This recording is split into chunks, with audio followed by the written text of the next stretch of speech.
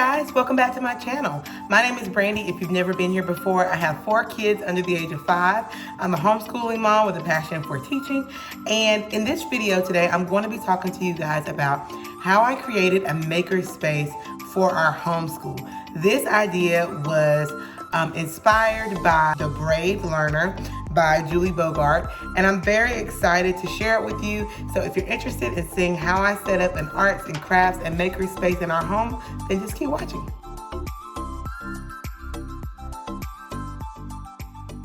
Guys, so in The Brave Learner, the very first chapter, she is called The Enchanted Landscape of Learning. And basically what she talks about is just setting up a cozy ambiance for learning, where basically we can throw kindling on the fire and just ignite this passion for learning. What I love about this book is it's not woo-woo. I tried to read some of the other books, I won't call any names, and I was not impressed with the euphemisms and the, perfectly curated Instagram view of homeschool, where it's like, just let your kids be wild and free and roam in the woods. And that, of course, we love getting outside, we love nature, but what I love about this book is that it gives you practical advice for how to set up a homeschool that is practical and is able to basically invite learning and the enchantment and love of learning without it being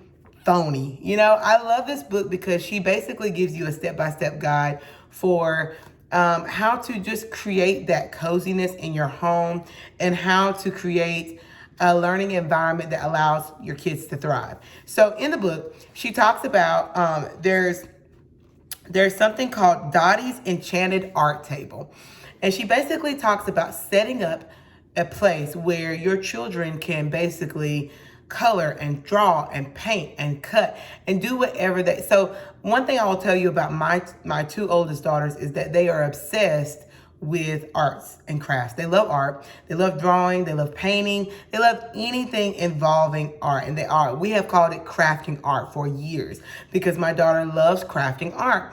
And I noticed that her vigor for crafting art had kind of died down some. She would get a piece of paper every now and again and color a little bit, but it wasn't how it was before, where she was just ravenously trying to draw everything and color everything.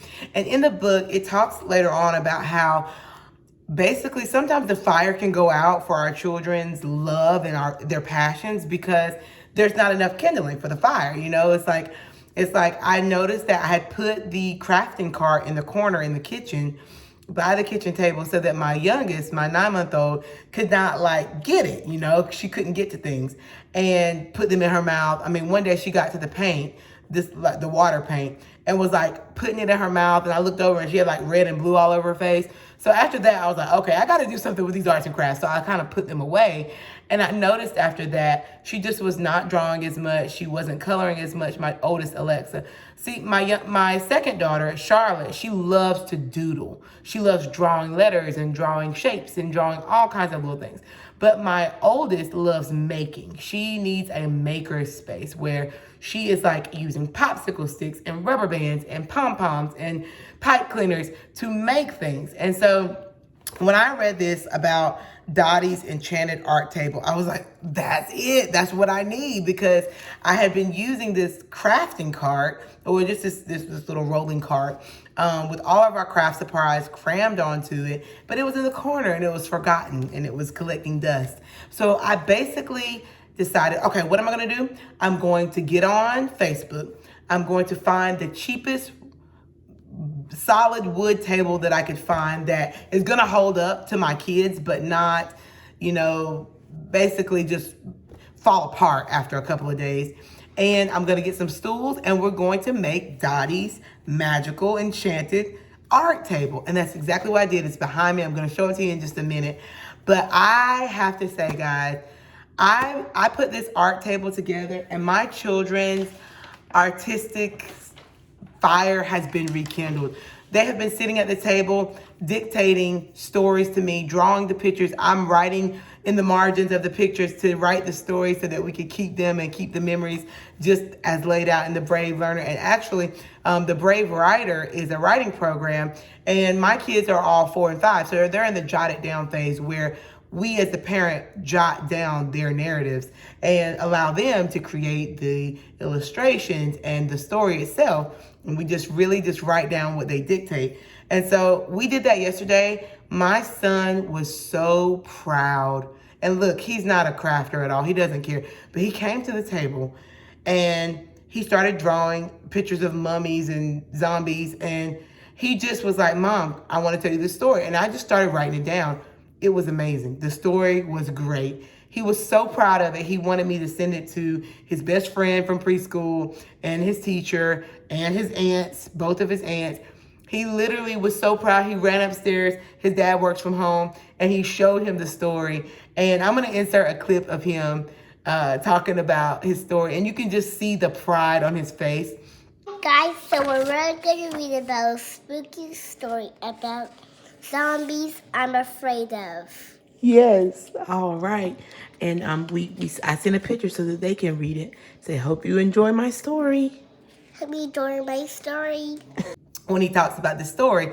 But anyway, my daughters also did the same thing. They started drawing and they started creating these very interesting stories. Hold on, I'm going to show you one of them. I think I have one. Today we read the story, A Fly Flew By. And it's about how this fly zips by and is afraid of something.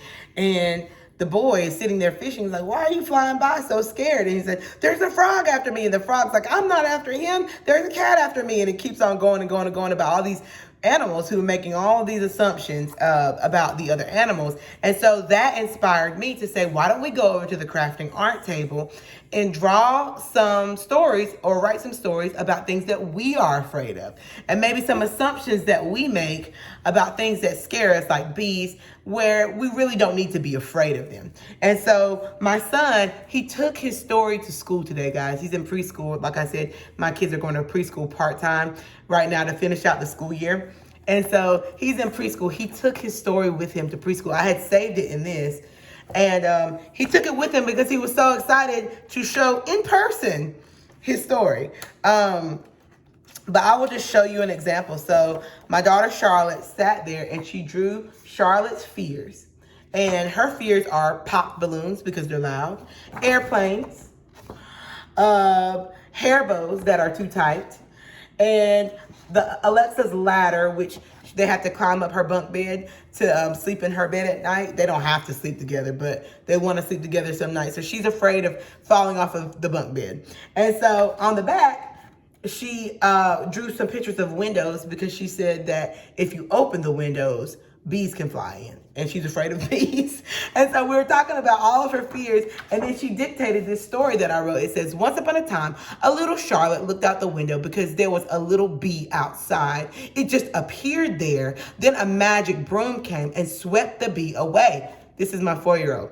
Then I went outside. Mommy was done cooking and I ate it. Then I got a lollipop. Then the broom came back. It was a short broom, then a marker, then a chair. The broom, marker, and chair started playing together. I saw the whole thing. I was watching it all happen.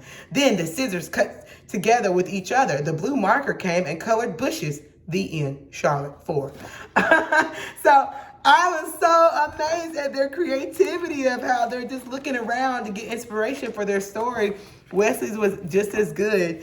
And so I wanted to share that with you because in the book it talks about kindling the fire. And I found that when I created this table, not only did my daughters have a rekindling for their passions, but my son, who loves ABCs. He loves stories. He is going to be a literature buff, I can tell. He has always wanted to learn to read. And now this summer, he's 4, I'm finally going to get to teach him. I think he has the attention span for it now. And I can tell you that he loves reading books. He loves listening to me tell stories and read stories and create stories. And he loves doing the same. And now through this Jotted Down with the Brave Writer, what I'm learning about, I'm writing down their narratives. And they're so imaginative and creative. So anyway, without further ado, I do want to show you guys our makerspace. So guys, as I said, I went to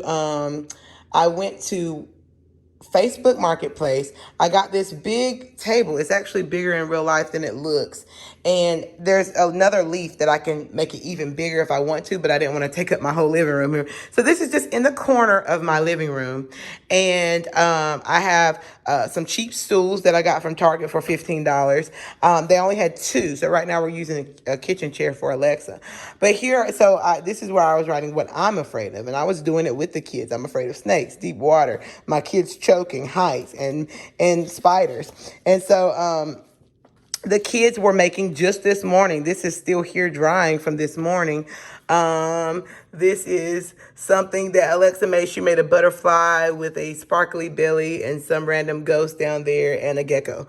But anyway, I wanted to show you what I have here. So I have popsicle sticks. They used these just yesterday to make something cool. I bought some cheap super tips from Target here. And then I have some watercolors and some paintbrushes.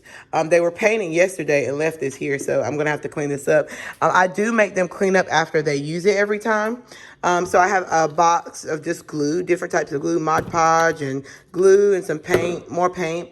And then here I have cut some cardstock because cardstock is expensive, and I just have them make on smaller sheets sometimes. I have construction paper. I have this, which is called the Super Doodles. I actually really love this, and my kids have loved it too. But it's basically, it inspires you. Let me try to show you a blank page. It basically finish off these split personalities. And so basically you finish off drawing, and it basically allows your child to be able to practice drawing. But this is some of the creations that they've made, and I have written together. I said, why is the princess saying that to the king? What are you saying? We were just trying to make some, fake dialogues. There's Alexa drawing a fish being caught by a fisherman. So this is a really wonderful little book. I picked this up at Ollie's Bargain Outlet for $2.99. Complete the crazy pictures, and it's awesome to get, especially Charlotte. She loves drawing. Got some googly eyes here, some pom-poms, scissors and hole punch, and rubber bands, crayons, more markers, colored pencils, tons of glitter down there, and dry erase markers and glue. And then here I have all of our paints. They have to ask permission before they use the glitter and paints, just so I can be able to keep an eye on them. But we have coloring books because my son and Charlotte like to color, Wesley and Charlotte like to color, and then just a big drawing pad and a few whiteboards back here. So that's pretty much all of our supplies. We do also have this air dry clay creative that we will pull out, push all of the supplies back and just and use that. But yeah, this is our maker's table, and this is set up 100% of the time. They are always allowed to come and draw and color and do watercolors if they want, and put googly eyes on things and just create. And the amount of artwork that we have produced in the last couple of weeks has been just incredible. We have things drying all the time. This was my filming setup, so just ignore that. But it's just been, this is Charlotte's name that she wrote in letter. She actually did that preschool. But anyway, yeah, we are just loving it. I hope this video has inspired you to create your own makerspace in your homeschool. And even if you don't have a homeschool, you could still do this, and you could still set this up for your kids. I would say any kid over the age of 3 would definitely be able to utilize this appropriately. But it's just one of those things that we have really enjoyed in our homeschool. And I'm so grateful to The Brave Learner and the book that I'm reading for inspiring me to create this. So anyway, hope you guys have a wonderful day. Thank you so much for watching this video, and I'll see you in the next one. Bye.